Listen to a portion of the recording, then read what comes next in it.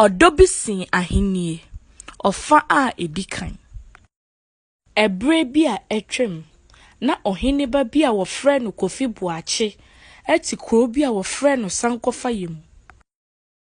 Na owo sika eni bibiara a onipa bi behia edi atena enigye mu nanso na ope oba a obedo no na wachire no odokan. Na emma a wochire ne ho enigye no nyina pe no esani ne sika nti.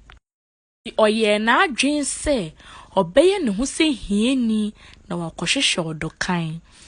Adofo mu nhwe ojani sika nyina hoye ne ho se hieni se ne obenya odokan. Nti okokro bi a wofre no Otweberi atem. Esane se oye ne ho se hieni nti obiara enhu se orepie. Enu nti ne nkoa ne mu biara enni nachi ana wantina ponko biara so. Efise na ompese obiara behu no. Wei ma onante breye nti okodu Otweberi ate no na wabre na ekomi nso di no.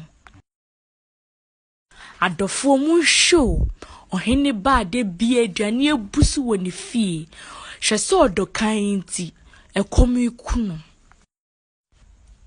Sabre no nso na baiwe bi a wofre no Majoa ana ne ho ye feyie nanso na oye ohieni ana ne busua nso di hia. Na woto pan no ton nanso na sika a wonya no nyina wode hwe ne maame kunafo yarefo. Enu nti na woto pan no na ode kodwa so koton.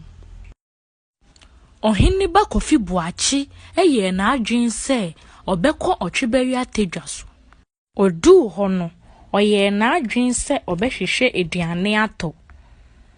Otu neni a oba fefefe bi ne ton pano yi. Enti odwen ho se wow.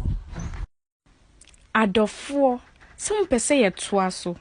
And ye mon like na mon follow your TikTok channel no. Na ye de ofe to so mienu no ba.